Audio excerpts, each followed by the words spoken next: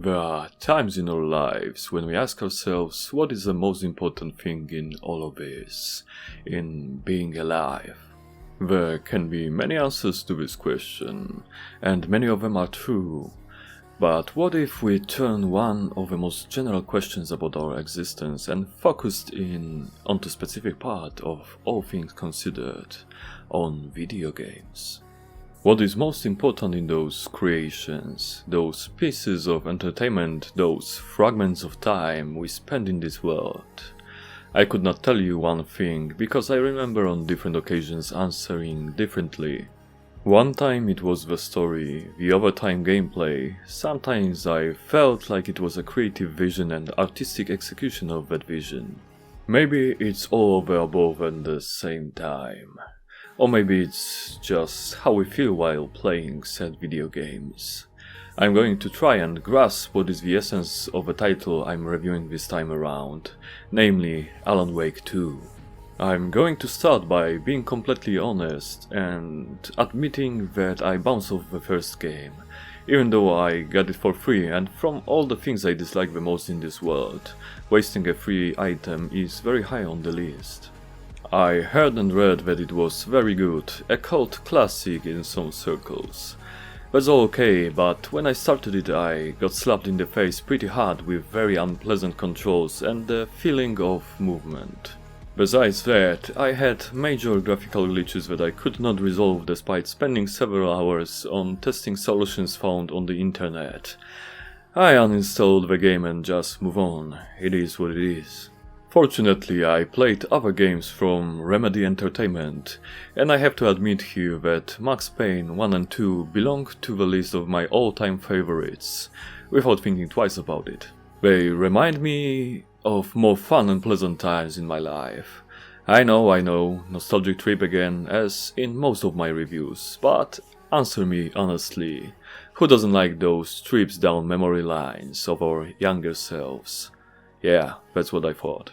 Funny thing, while checking developers' site preparing for this review, I have read that there is remake of those games in the works, so that's great for all of us boomers. We're gonna have the original bullet time game in the modern edition, oh yeah. On the other hand, I played Control for several hours and uninstalled it, so as you can already see, games from Remedy Entertainment are mixed bag for me. But let's get back on the track and talk about the start of this episode finally. The story of Alan Wake 2 starts like a good TV show, where two FBI agents investigate cold murder in some small backwater town of rural America. Seems cliché, but it doesn't feel like one. There is plenty of supernatural elements weaved into the tale, making it its own thing. Even though I finished the game, I still do not know for sure if I like or dislike the whole story told here, but I can with all certainty tell you that I love the way the story was presented to us. The story itself is very dark and psychedelic, not for the faint of heart or mentally unstable for sure. Somehow it is probably the best representation of my dreams that I found yet in media. It is not so close that I can shout yes, that's it, but still, I found nothing better till now. So that's not only count for something in my book, but it means a lot to me. Alan Wake is back, whatever it may mean, and since I haven't played the first title, I cannot presume or even assume after finishing the whole game who he really was and is. All I know is that he played his part like everyone else, so we got the story draft that is presented here. We've seen similar ideas in books and films, where the fictional author of a book or script starts to realize that his creation is getting through the veil and interweave with his real world. This particular take on that kind of story is very good here, and I was very interested where it would all go and how it would end. All in all, it is a nightmarish horror story. I kinda knew it would be going into it, but still somehow I got surprised. Maybe it was visceral brutality of some scenes, maybe it all ran so close to home, who knows. I only know how it made me feel, and let me tell you, I was not really scared, just very uneasy and suspicious of everything I was learning along this wild ride. And let me tell you, I was right to be on my toes because developers smuggled a short musical into this production and short whole movie as well. Holy cow, I got thrown on the ground by all of its creative glory. When I got back from the ground, I was smacked again and smitten even by the messed up way in which the main plot unravels.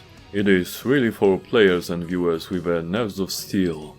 Or am I just getting soft as I age? You tell me in the comments down below.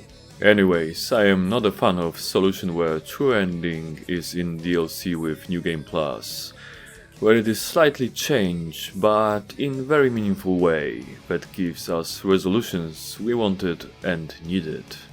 Still, I have a strange feeling we will hear about Alan Wake in the future. Who knows when will it be? But let's not be hasty here, and let me tell you that the side pieces of the story are excellent plenty of times. I especially loved Koskela Brothers commercials. They reminded me of funny parodies of TV shows from the first Max Payne game. Other side elements in graphical or written form are good as well.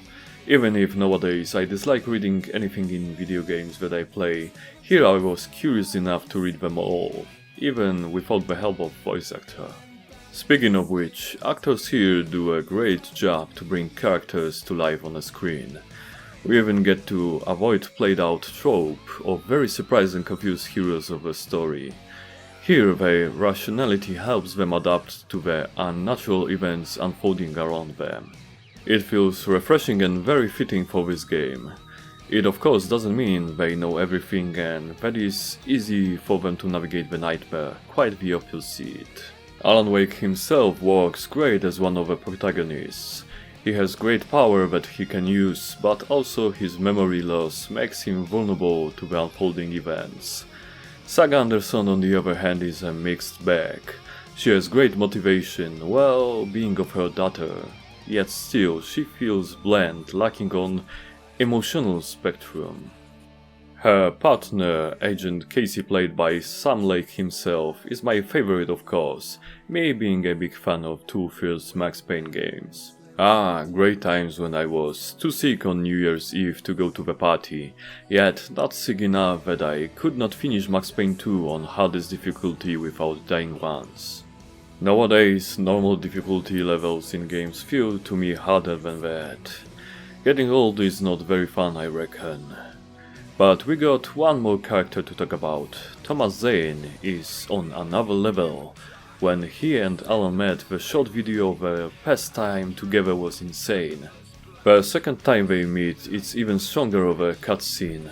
Oh man, I haven't expected it to turn out this way. I'm not going to spoil it here of course, that is for everyone to experience inside the game. Funny thing I have to add here. I preferred storyline in Alan's part of the game, but the actual gameplay I thought was better in Saga's level.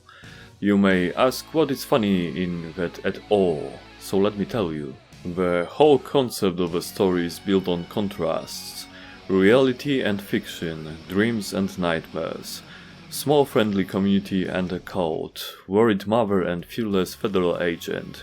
I could go for a while like this. What's important here is the stark contrast between two heroes of a story. We get to experience the whole line of events from two very different perspectives, and I for one really appreciate it. Okay, so I just mentioned gameplay a moment ago, and that means it is the time to talk about it. First of all, I can calm you down and say the controls and overall feeling of movement is much improved from the first game, where it was one of the main reasons I uninstalled it. Here everything works just fine and fluidity of it all is on a good level. But what about game mechanics and main loops in the game? Let's talk about it. First of all, I am not a fan of Mind Palace type of puzzles in detective-driven games. But here it is not that bad actually. Game helps you figure it all out whenever it can. But one thing annoys me about the whole thing. If you don't match all the clues inside your mind, the game won't let you progress in the outside world. Fortunately, there are also other kinds of puzzles. I especially liked opening locks on cooled caches, following clues left around. It made my mind work but not overheat. It was very pleasant indeed. What I disliked on the other hand was a light carry mechanic and changing scene on plotboard when playing as Alan. I know many people enjoy similar mechanics, but I dislike them with passion since 90s. It annoyed me in Legends of Zelda and in many other games. If I think about it, the whole game is just one long set of puzzles to solve with some combat sprinkle on top, and with heavy focus on telling the unusual story. Most of them make sense, but sometimes there is one that is not so logical and straightforward, which makes experience a little bumpy at times. Upgrade system is strange. I haven't found many points to invest into some bonuses, so both Saga and Alan could not enjoy improvements offered on the perk boards. Oh well. So what about the combat? Well, shooting feels very good, impactful and juicy. But I do not really enjoy boosting flashlight mechanic in order to take off dark shields from enemies. But hey, this is the element of supernatural in this game, so that's that. What else? Ah yes, on normal difficulty combat can be really hard in some places, but on easy it is too easy most of the time. Hard I haven't even touched, I am not a teenager anymore as I mentioned before. Enemy variety is not great to say the least. You fight same ones most of the time. The only challenging combat comes in forms of a few bosses that will make you fight in certain way in order to best them. There is nothing in those encounters that we haven't seen before in other titles. What is quite different from most other games is the fact that Alan Wake 2 uses ancient world design in the new edition. What do I mean by that? Game world is divided into several locations, and those are very limited and cut off from so-called open world by many different means. It is unpleasant but I guess necessary to plot the game in the intended manner. Sometimes it's funny, other times annoying. We are very limited in the manner where we can go, but at the same time I need to admit that developers did not cut costs on backgrounds which look fantastic. Maybe those areas are not very big to explore, but you can bet your head that you will get lost pretty fast and pretty easily around here if you are not careful. To be honest, I like the mostly linear levels in sections where I was playing as Alan. They were well staged and very different from your normal gaming affairs. I think I had similar experience once at the end of a game called Metro Exodus, where you were getting through the level like it was a fever dream. Very strong and mind-bending. But most of the time during my gameplay consisted of figuring out how to actually progress the game, so take it how you will. Also there are some jump scares sometimes, with unexpected fast changes of pictures on the screen, accompanied with loud and unpleasant noises. I really didn't like that. Reminded me of the worst elements in horror genre. The gameplay was often annoying and tiresome, and yet despite that I kept playing and playing. Crazy, isn't it? So we got the story and gameplay covered more or less. So now, it is time to talk about the technical aspects of Alan Wake 2, and there is a lot to talk about here. Let's start with the fact that the game on artistic and design level is outstanding. It plenty of times reminded me more of a movie with great ideas and special effects, or more like a great TV series, considering around 20 hours for the first playthrough. Very impressive stuff here. Visually, game looks very good on the highest detail settings, but for me smooth gameplay equaled to lowering plenty of settings, so there was much less visual fidelity, plus visible object pop-ins. Well, either way I always prefer high enough frame rates over a more pleasing picture. Slowly but surely time to upgrade my PC is getting closer and closer with every new title. Anyways, animations are top notch, greatly conveying movements of actors. But still, when you get to watch in-game models right before or after a live action video, you can see how far yet we are before two are matched. You would need enormous computing power to animate all those muscle fibers in our faces to make it look real. And think about how good and powerful of those sensors you would need in order to motion capture all of it. Yes, we are very far in our imitations of ourselves. Who knows if we will ever reach the point of one-to-one imitation. I have my doubts about that, but it is a topic for a whole different video. When it comes to the audio side of this title, it is going very strong here as well. Voice acting is of the highest quality. I was really enjoying hearing so much emotion in the dialogue and monologue lines. And my goodness, sound stages are constructed with so much thought and care. They match visuals so well that you can actually believe that you are where you see you are. Music is fitting and atmospheric. We got plenty of custom pieces and songs that make a whole music album written for this game. And there is even a long musical piece at one point. Holy cow. I was so curious about all of this that I watched whole material about how the music for the game was created. Basically, creative team with Sam Lake on the helm invited different music artists for the camp in order to make tracks for the game. They were given only one rule. Lyrics have to be about the events in the game, the rest was up to the artists. Shocking as it is, it just all worked out. With proof to me that the more free hand you will give talented and creative people with only the general direction, the better for the final results. I've got only one gripe with the audio side of the game, because clearly and unfortunately something went wrong and levels of volume are not equalized well enough. So there are moments where you need to bump your system audio to the max and it still seems too quiet.